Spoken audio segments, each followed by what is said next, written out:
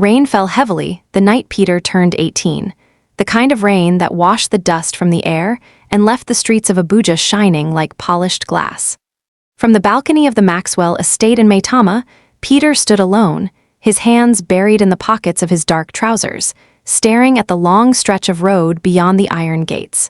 Headlights from passing cars blurred through the rain, their reflections sliding across the wet asphalt like slow-moving stars.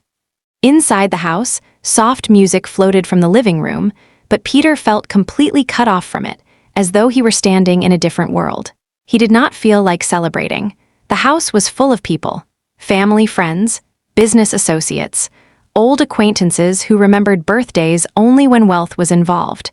Mrs. Victoria had insisted on keeping the gathering small. No loud music, no expensive entertainers, just a quiet evening with those who mattered.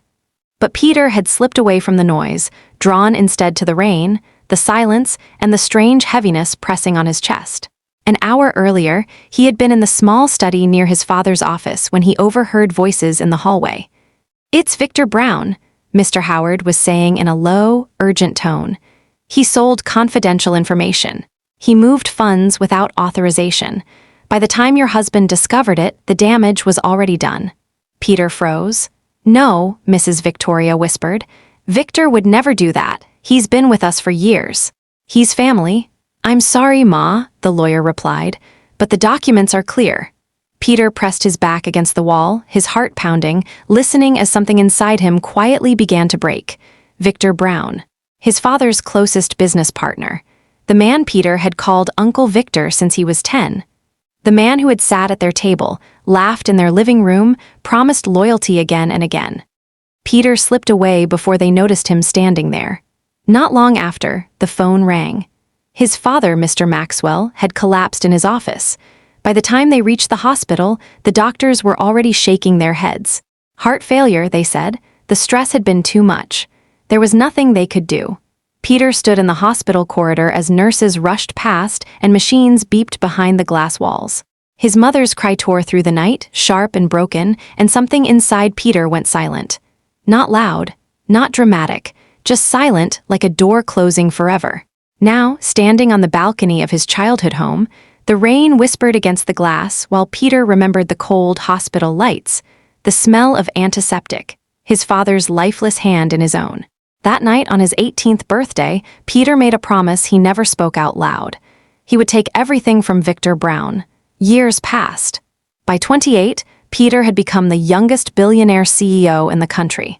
The once modest Maxwell and Brown Group had transformed into Peter Holdings, one of the most powerful corporations in Nigeria. Abuja's elite spoke his name with respect and quiet fear. Contracts bowed to him.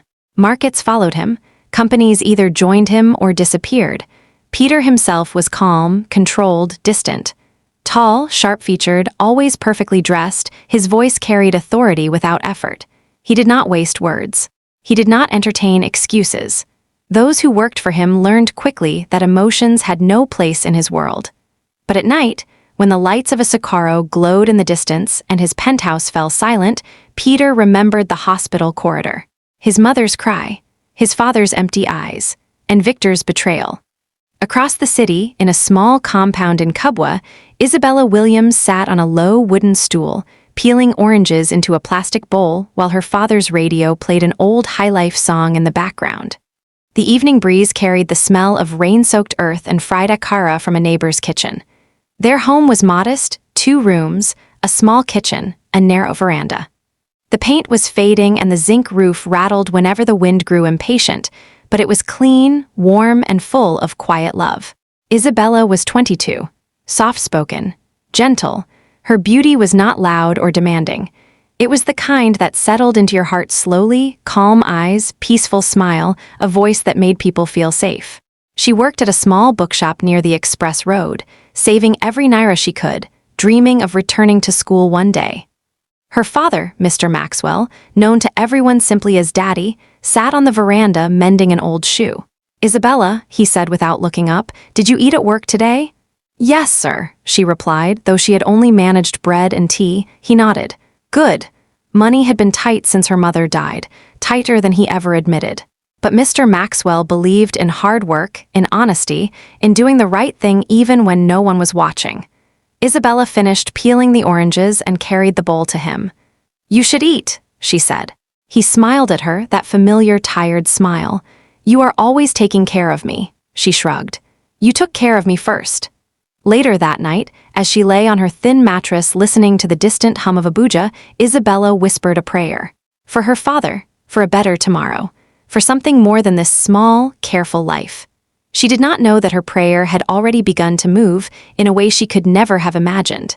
Across the city, Peter sat alone in his office long after his staff had gone home. The glass walls reflected his tall frame, his tie loosened, his eyes sharp and restless. On his desk lay a file marked with one name, Victor Brown. Inside were documents, financial records, property lists, secret accounts, and one final piece of information that made Peter's lips curl slightly. Victor Brown had a weakness, a debt he could not pay. And the only man who could save him, Peter, watched the city of Abuja from the window of his office, the early morning sun cutting through the glass towers and government buildings with quiet authority. The city was waking, traffic already building along the main road, horns blending with the distant call of street vendors. From the 42nd floor, it all looked smaller, more manageable, as if the whole city rested under his hand. The file on his desk lay open. Victor Brown's name stared back at him. The debt was larger than Peter had expected. Years of secret loans, offshore accounts, quiet embezzlement masked beneath corporate structures that only a careful eye could untangle. Victor had been bleeding money for a long time, long before he betrayed Mr. Maxwell. Gambling, bad investments, an expensive lifestyle he could no longer maintain. And now, the walls were closing in. Peter closed the file and leaned back in his chair. His assistant knocked softly and entered. "Sir, the board meeting is in 20 minutes. "Cancel it," Peter said calmly. She hesitated. "They've already arrived." "Reschedule," he repeated. She nodded and left. Peter picked up his phone and dialed a number he had not called in 10 years. Victor answered on the third ring. "Peter, is that you?" "Yes." There was a pause, then Victor laughed nervously. "This is unexpected. We need to meet." "Is something wrong?" Peter's voice did not change. "Everything is wrong." They agreed to meet that afternoon at Victor's house in Guaranpa. Victor Brown's mansion was large but tired. The gates were freshly painted, but the walls had begun to crack. The security men stood too stiff, their eyes uneasy. When Peter's car rolled in, Victor came out personally to greet him, his smile too wide, his eyes searching. "Peter, my son," he said warmly, "it's been so long." Peter stepped out of the car, his presence immediately heavy, the air shifting around him. "Don't," he said quietly. Victor's smile faltered. "Don't what?" "Don't pretend." They sat in Victor's study, the same study where Peter had once done homework as a teenager, where Victor had patted his head and promised to guide him in business.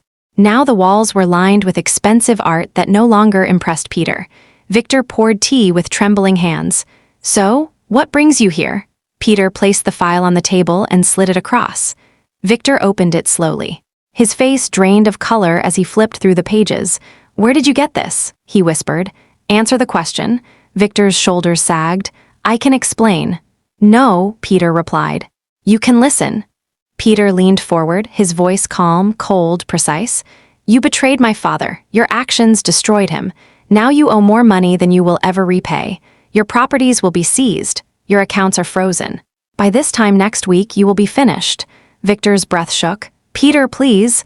"There is one way out," Peter continued, "and you will accept it." Victor's eyes filled with desperate hope. "Anything." Peter's gaze locked onto his. "Your daughter," Victor blinked. "What?" "Your daughter Isabella, she will marry me." Silence filled the room. Victor stared at him as if he had misheard. You want to marry my daughter?" "Yes." "But why?" Peter stood. "You have until tomorrow." Peter left without another word. That evening, in Kubwa, Isabella returned from the bookshop to find her father sitting in silence, his face pale, his eyes distant. "Daddy?" she said softly. "What's wrong?" He looked at her as though he were seeing her for the first time. "Isabella, sit." She obeyed, his voice shook. We are in trouble." She listened as he explained everything, the debts, the danger, the visit from Peter, the condition for salvation. When he finished, Isabella sat very still. "You want me to marry him?" Tears filled his eyes. "I would never ask this of you if there was any other way." She thought of the eviction notice they had received last month, the school she had abandoned, the endless struggle, the way her father's hands trembled when he thought she wasn't looking. She swallowed. "When?" "Soon," he whispered. Isabella nodded. "I will do it." The wedding was small, quiet, formal. Peter stood at the altar, his face unreadable. Isabella stood beside him, her hands trembling. When the pastor asked if she accepted him, her voice was barely a whisper. "I do." Peter said the same words without hesitation. The marriage was sealed. As they left the church, photographers snapped pictures of Abuja's newest power couple. Inside the car, silence stretched between them. Peter did not look at her. Isabella clutched her purse in her lap, her heart pounding, stepping into a world she did not understand. And Peter felt nothing. Only the steady satisfaction of revenge finally beginning to unfold. The first night in the mansion felt like walking into a dream that did not belong to Isabella. The gates of Peter's estate in Maitama opened silently as the convoy entered, the compound glowing with soft golden lights. Everything was large, quiet, polished, the marble floors, the high ceilings, the calm movements of the house staff who bowed respectfully as she passed. Isabella held her small handbag tightly, feeling as though the whole place could swallow her if she let go. Peter walked ahead of her without a word. Mrs. Victoria waited inside the main living room, standing straight in a dark blue gown, her eyes sharp, measuring Isabella from head to toe. "So this is her," she said. Peter stopped. "Yes." Mrs. Victoria stepped closer to Isabella. Her gaze softened slightly when it met Isabella's eyes. "Welcome," she said calmly. "You must be tired." "Thank you, Ma," Isabella replied, her voice low and respectful. Mrs. Victoria turned to a housekeeper. "Take her to the East Wing, prepare everything she needs." Isabella looked at Peter. He nodded once. That night, alone in the large bedroom, Isabella sat on the edge of the massive bed, staring at the chandelier above her. The room smelled of fresh flowers and new paint. Nothing about it felt real. She had become a billionaire's wife. She did not know what that meant. Peter slept in the guest wing. Days passed in careful silence. They shared meals but spoke little. Peter left early for work and returned late. Isabella learned the rhythm of the house, the quiet rules, the unspoken expectations. She began spending mornings in the garden, afternoons in the library, evenings with Mrs. Victoria, who watched her closely, saying little. One afternoon, Isabella followed the sound of piano music into the far end of the house. Peter was playing. His fingers moved across the keys with slow, heavy control, the melody filled with something broken and lonely. Isabella stood in the doorway, listening, her chest tight. He stopped when he noticed her. She froze. "I'm sorry." "Don't be." Silence hung between them. "You play beautifully," she said. He did not answer. From that day, the walls between them began to shift, slowly, almost unwillingly. One evening, Isabella brought him tea in his study. He looked up, surprised. "You don't have to do that." She smiled gently. "I know." Their eyes met for the first time. Something flickered. Weeks turned into months. Peter noticed things about her, how she spoke to the staff with kindness, how she hummed while watering the flowers, how she stayed up late reading in the library. She noticed things about him, how he worked until exhaustion, how he carried pain in his eyes, how he watched the rain from the balcony the same way she did. One night, the rain returned. Isabella found Peter on the balcony, standing exactly as he had years ago on his 18th birthday. She joined him quietly. The rain fell between them. "My father died in the rain," he said suddenly. She turned. "I was 18. He trusted the wrong person. It killed him." She did not ask questions. She did not offer empty comfort. She simply stood there with him. That was the night Peter realized something had changed. He began coming home earlier. They began talking first about small things, then deeper ones. Her childhood in Kubwa, his mother's loneliness, her dreams of returning to school, his nightmares of betrayal. One evening they laughed, both of them froze. The sound felt foreign. Later that night, Peter lay awake, staring at the ceiling, his chest heavy with something he had not allowed himself to feel in 10 years. Care. And somewhere in the city, Victor Brown watched the news, watching the images of Peter and Isabella on television, knowing his time was running out. Isabella woke before dawn, the call to prayer drifting faintly through the open window, the sky still dark and cool. She lay there for a moment, listening to the quiet breathing of the house, then slipped out of bed. Over the past weeks, this had become her routine. She found comfort in the early hours when the mansion felt smaller, less intimidating. She made her way to the kitchen, greeted the staff, and began helping them prepare breakfast.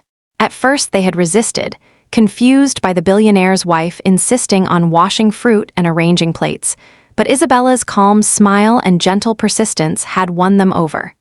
Soon, the kitchen became her sanctuary. Peter noticed the change he began lingering in the mornings, sitting at the dining table while she moved around the kitchen, the sound of her humming soft in the background. He never commented on it, but something about her presence steadied him before long days of meetings and negotiations. One morning he asked, "Why do you do that?" She looked up. "Do what?" "Help everyone." "You don't have to," she smiled. "I know, but I want to." The simple honesty of it struck him harder than any argument ever could. They started taking evening walks in the garden. Sometimes they talked. Sometimes they just walked side by side, the Abuja air cooling as the sun sank behind the trees. One evening, Isabella stopped near the fountain and watched the water ripple. "My mother used to say that people are like this water," she said softly. "We don't always see where the ripples start, but we feel them." Peter studied her face, lit by the fading light. "And what do you feel now?" She hesitated. "I feel peace." His chest tightened. He had not felt peace in years. The next day, Victor Brown called. Peter answered without greeting. "Peter," Victor said, his voice strained. "The banks are freezing more of my accounts. I need more time." "You had time." "I'm begging you." Peter's grip tightened. "I gave you a way out. You've taken everything else." "No," Peter replied. "Not yet." He ended the call. That night, Peter dreamed of his father for the first time in years. He woke up shaking. Isabella was at the door when he stepped into the hallway. "Are you okay?" He nodded, though he was not. She touched his arm. It was the first time. He did not pull away. They stood there, the silence heavy, their eyes locked. Peter's heartbeat thundered in his ears. "Isabella," he whispered. She swallowed. "Yes." He did not know what he wanted to say. He only knew that the walls he had built were cracking. The next morning, he brought her a small box. Inside was a delicate silver necklace. "I saw it and thought of you." Her eyes filled with tears. "Thank you." Something inside him shifted again. But the truth still waited in the dark, and it would not stay hidden forever. The first time Peter realized he was in love with Isabella, it was not dramatic. There was no thunder, no music, no sudden declaration. It was an ordinary evening. The house was quiet, the generator humming softly in the background as rain tapped against the windows. Isabella sat on the carpet in the living room with a pile of old photo albums Mrs. Victoria had brought out earlier, laughing softly as she showed him pictures of Peter as a child. "You were so serious," she teased, pointing to a photo of him standing stiffly in a tiny suit at some long-forgotten event. "I was 8, Peter replied, and already angry at the world." He watched her smile, the warm light of the lamp brushing her cheeks, the way her laughter seemed to push the shadows out of the room. That was when it happened, not loudly, just quietly. He loved her. From that night on, everything became more dangerous. He started noticing the way her absence from a room made the space feel hollow, the way her voice calmed the storm in his head, the way he slept better when she was nearby, even if they were in different rooms. But the secret of her marriage still sat between them like a loaded weapon. One evening, Isabella finally asked the question she had been carrying for weeks. "Peter, why did you marry me?" He looked at her. Her eyes were soft but steady. She deserved the truth. He opened his mouth, then closed it. "I needed to," he said. She nodded slowly, accepting the half-answer even though it hurt. That night, he stood on the balcony again, staring into the Abuja skyline, feeling the full weight of his own trap. Victor Brown's life was collapsing. Investigations were closing in. The media was beginning to whisper. His old allies were disappearing. And yet, Peter felt no satisfaction, only guilt, because Isabella had become the one person he could not lose. One afternoon, Peter came home early and found Isabella sitting with Mrs. Victoria in the garden. They were laughing. Mrs. Victoria looked up at him and said quietly, "My son, whatever demons you are fighting, don't let them destroy what God has given you." Peter froze. Later that night, he made a decision. He would tell Isabella everything. He just needed the right moment. Peter could not sleep. The mansion was quiet, but his mind raced with thoughts he could no longer contain. He walked from room to room, touching nothing, seeing nothing, listening only to the distant hum of the city. The truth he carried, the revenge, the debt, the manipulation, pressed against him like a weight he had tried to ignore for too long. Isabella, meanwhile, was asleep in the east wing, the soft moonlight spilling over her face. Her breathing was steady, untroubled, her presence in the house like a balm he could not name. He paused outside her door, hand on the handle, and felt a pang he had not felt in years. Fear. Fear of losing the one person he had come to care for more than the revenge he had sworn to enact. That morning, Peter left for work earlier than usual, but he did not go straight to the office. Instead, he drove through the streets of Abuja, past government buildings, past markets waking to the hum of daily life, past neighborhoods that reminded him of simpler times. He thought of Isabella, of her soft voice, of her patience, of the way she moved through the house with quiet dignity and care. By noon, he was back, slipping into the kitchen as Isabella stirred the soup for lunch. "You're back early," she said, glancing up. "I couldn't wait," he muttered, more to himself than to her. She looked puzzled but smiled. "Do you want some?" He nodded, and for the first time, they ate together without the walls of formal politeness between them. As they spoke, Peter began telling her fragments of his past, childhood memories, stories of his father's ambitions, tales of small victories and small failures. Isabella listened without interruption, her eyes never leaving his. The ease with which she accepted him, even the parts he had never shown anyone, began to dissolve his carefully constructed armor. One evening, the rain returned. It tapped softly on the roof, a gentle rhythm that reminded him of the night his life had shifted forever. Isabella appeared at the balcony, umbrella in hand. "You shouldn't be standing out here," she said softly. "I like the rain," he said. She joined him anyway. They stood in silence, watching the city shimmer beneath the rainfall. He wanted to tell her everything then, the debts, the revenge, the manipulations, but the words stuck in his throat.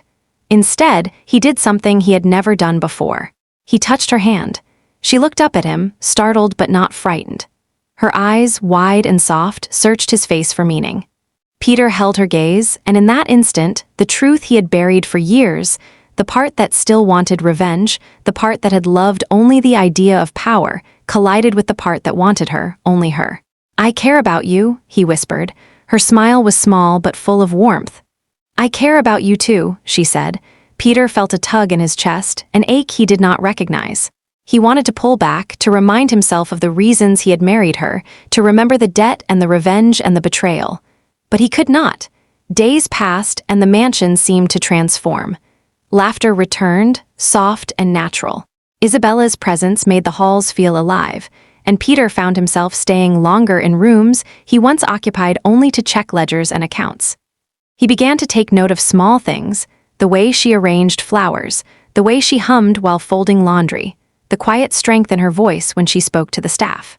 One night, Mrs. Victoria watched them from the staircase, her sharp eyes softened by approval. "He is changing," she said to herself. The first real challenge came with a phone call. Peter answered in the study, voice tight. "Yes," Victor Brown's voice was strained. "Peter, I know you're watching me. I can't make the payments. Everything is collapsing. Please, I'm begging you." Peter's hand tightened on the phone. "You should have thought of that before." Victor hesitated. "Please, I have a daughter. She has nothing to do with this. Don't hurt her." Peter froze. The words echoed in his mind, her, Isabella. "I won't," he said finally, voice low and steady. "But your life is over." Victor's relief was palpable. Thank you, Peter." Peter hung up and sat back in his chair, breathing slowly. He could no longer deny it. Isabella had become more important than his plans for revenge. She had become the one part of his life he could not ruin without destroying himself. That evening, he found her in the library, reading quietly. He walked up behind her and touched her shoulder. "You're quiet today," he said. She looked up, surprised but smiling. "Just thinking." "About what?" She hesitated. Then, softly, "About the future, about what life could be." Peter felt the words strike him. About what life could be, about what it had never been. He sat down beside her, the rain tapping gently on the roof, the city quiet around them. For the first time, he allowed himself to imagine a life without revenge. Peter awoke that morning with a weight pressing on his chest heavier than he had ever felt. The mansion in Maitama was quiet, the soft sunlight filtering through the curtains, but his mind was restless. Victor Brown's warning from the night before lingered like smoke. Something was moving, shifting in the shadows, and Peter could feel it. He knew the man would try to fight back, to reclaim whatever power he still had, and the thought made Peter's jaw tighten. He found Isabella in the garden, tending to the flowers as she often did in the mornings. The soft rustle of leaves and the faint fragrance of the wet earth calmed him briefly, but he could not shake the storm inside. "Good morning," Isabella said softly, looking up with a gentle smile. "Morning," Peter replied, his voice taut. "You seem troubled," she said, tilting her head slightly. He shook his head. "Just work." She nodded but did not press further. Isabella had a way of sensing things without asking, of offering comfort without intruding. That same quality had slowly, almost imperceptibly, begun to break down the walls he had spent a decade building around himself. He sat beside her on the stone bench, watching her hands move deftly through the soil, turning the dirt, planting seeds. There was something about her patience, her calmness, that contrasted sharply with his life, ruthless negotiations, endless meetings, the constant pulse of danger. "Do you ever think about leaving this life?" she asked softly. Peter turned his gaze to her. "Leave what life? The life you've built, the power, the money, does it ever feel heavy?" He considered it for a long moment. The truth was, it did, but he could not show that. Not yet. "It does," he admitted quietly. She smiled gently. "Then maybe you need someone to help carry it." Her words struck him more than he expected. He looked at her, really looked, and saw the innocence and strength coexisting in one person. He had not expected to find such a force in someone he had married out of calculation. That evening, as the rain returned in soft drizzles, Peter returned to his study to review documents. The phone rang. Victor Brown's voice was trembling. "Peter, it's worse. I've lost almost everything. The banks have frozen my accounts. The board is moving against me. I don't know what to do." Peter leaned back in his chair, letting the tension build before speaking. "Then it's over for you. Please, I beg of you.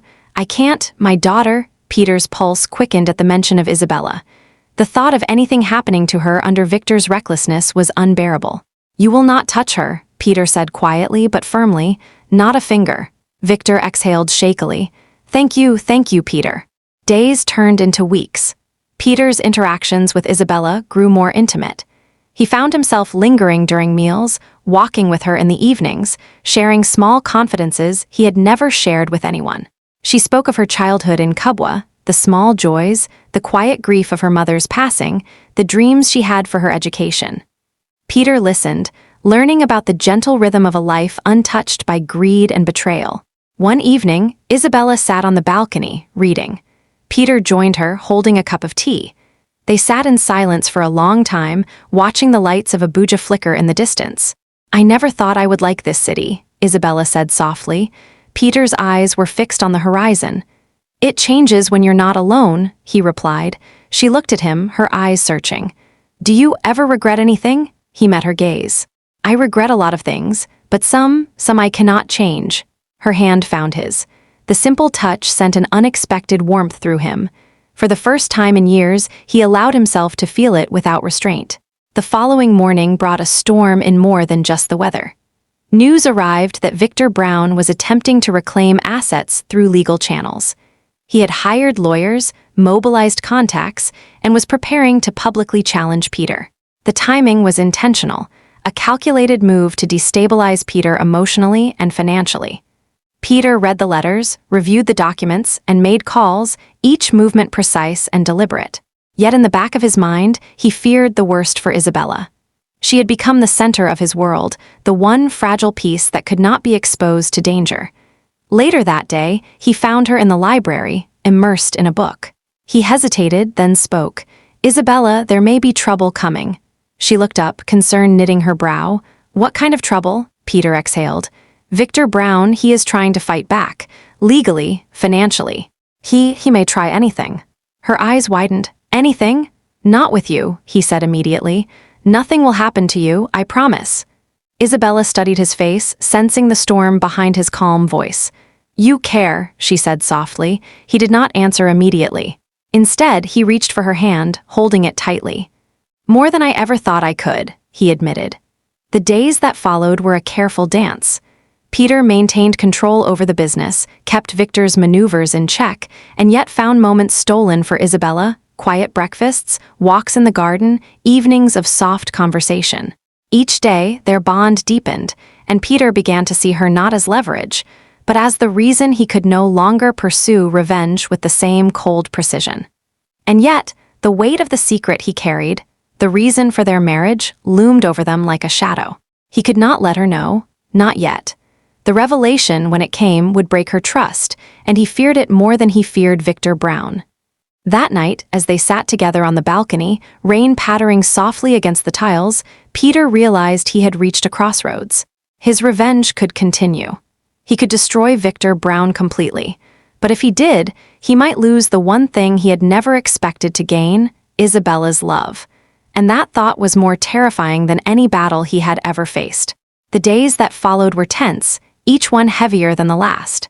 Victor Brown's attempts to reclaim his fortune became bolder, noisier, more desperate. Letters arrived at the mansion, lawyers appeared at the gates, and whispers began circulating among the Abuja elite. Peter monitored everything with the precision of a man trained to anticipate every move, yet despite his meticulous control, there was one element he could not fully manage: Isabella. She had begun noticing small changes: the way Peter's expression would harden after a phone call, the way his hands would tremble ever so slightly when he closed certain documents, the quiet moments when he would stare into the distance with a look of unspoken conflict. Isabella's intuition was sharp. She knew there was something he was hiding. One evening, as the rain fell in gentle sheets across the city, she approached him in the study. "Peter," she said softly, "what's wrong?" He looked up from his papers, forcing a smile that did not reach his eyes. "Nothing, work," he said. She stepped closer, her hand brushing against his arm. "It's not just work, is it?" Peter paused, caught off guard by her persistence. Her eyes, calm yet probing, met his. He wanted to tell her the truth, the reason for their marriage, the debt, the plan for revenge, but the words would shatter the fragile trust that was forming between them. Instead, he swallowed hard. "It's complicated." Isabella's brow furrowed. "You can tell me." He shook his head. "Not yet." She studied him for a long moment, sensing the weight he carried. Then she nodded. "I'll wait," she said quietly. Later that night, Peter stood on the balcony, watching the city lights shimmer through the rain. The wind carried a chill that mirrored the unease in his heart. Victor Brown was still maneuvering, still a threat, but Peter realized that his own feelings had become a far greater complication. Every plan he made for revenge was now entangled with the possibility of losing Isabella, the one person who had come to mean more to him than the wealth and power he had spent years accumulating. The following morning, Isabella arrived in the study with a stack of documents she had been organizing for him. "I thought this might help," she said, placing them neatly on the desk. Peter looked at her, a warmth spreading in his chest despite the storm brewing outside. As she turned to leave, she paused. "Peter, promise me you'll take care of yourself. Don't let this," she gestured vaguely toward the papers, "consume you." He watched her walk away, her figure framed by the soft light of the morning. For the first time in years, he felt vulnerable, not from enemies or business rivals, but from his own heart. That afternoon, Victor Brown made his boldest move yet. He had leaked sensitive information about Peter Holdings to the press, causing a minor scandal. Headlines screamed accusations of corruption and mismanagement, threatening to destabilize the empire Peter had built with ruthless precision. Peter read the articles, his jaw tightening with every word. But instead of reacting with his usual fury, he paused. He knew Victor's game: desperate, reckless, predictable. And Peter also knew he had the power to end it finally. That evening, he called Victor directly.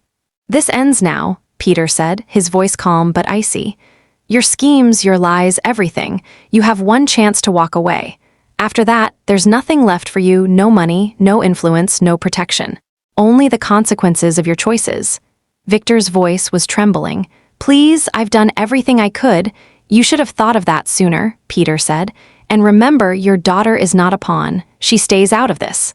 the line went dead. Peter exhaled slowly, feeling a tension leave him that he had carried for years. But the relief was fleeting. His heart was still heavy with another kind of fear, the fear of telling Isabella the truth that might destroy the trust they had built. That night he found her in the library, curled up with a book. He hesitated, then sat beside her. "You've been noticing," he said softly. She looked up, startled.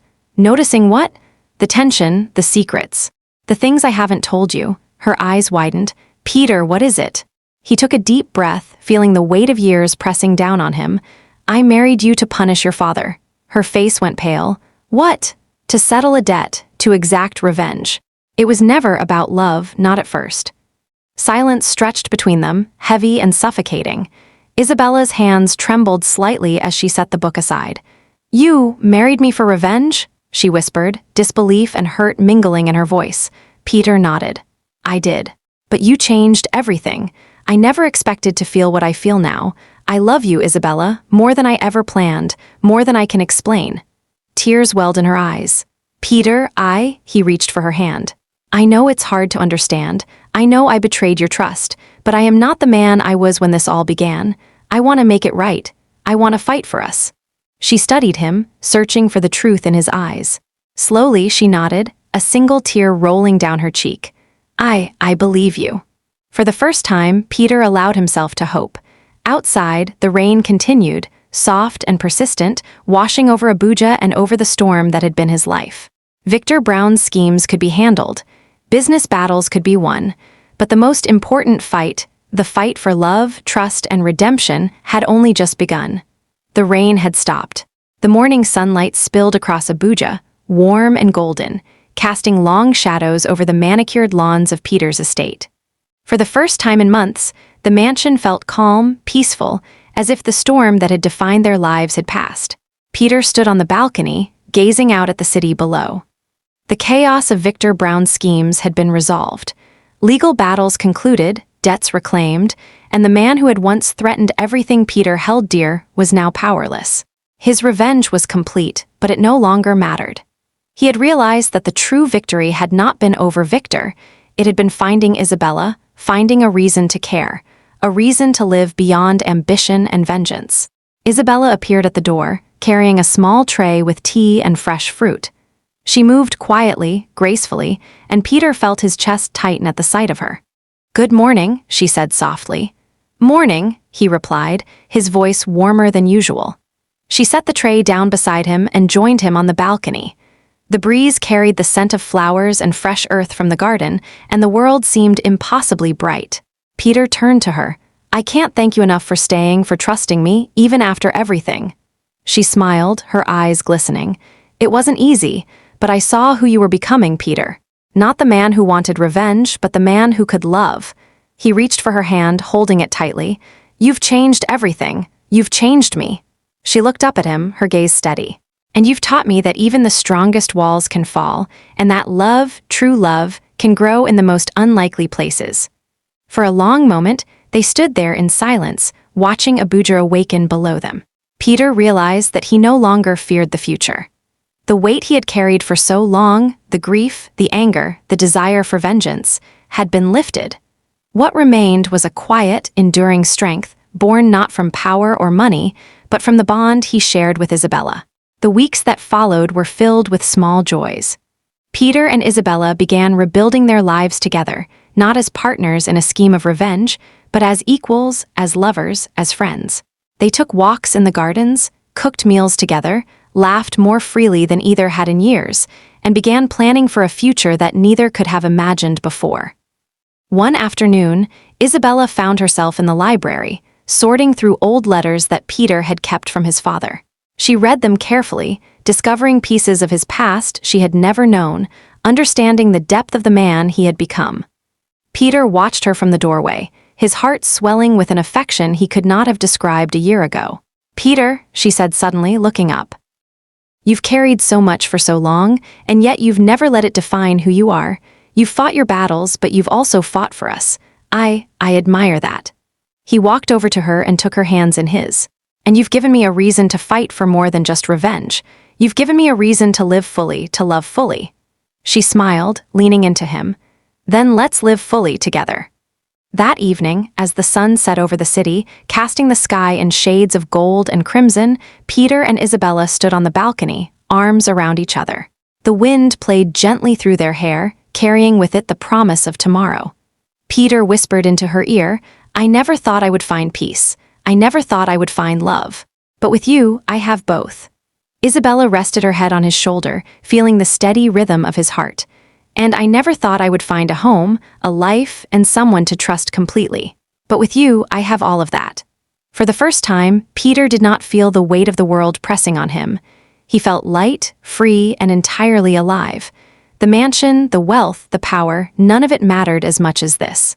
Victor Brown was a memory, a cautionary tale, a chapter that had ended. What remained was love, trust, and the quiet, enduring strength of two people who had found each other against the odds. And as the stars began to appear in the night sky over Abuja, Peter and Isabella knew that whatever challenges lay ahead, they would face them together. Their bond was no longer built on necessity or manipulation, but on truth, forgiveness, and a love that had grown in the soil of hardship and hope. Peter kissed her forehead softly. "We've survived so much, and now we can finally be happy." She smiled, her eyes reflecting the city lights.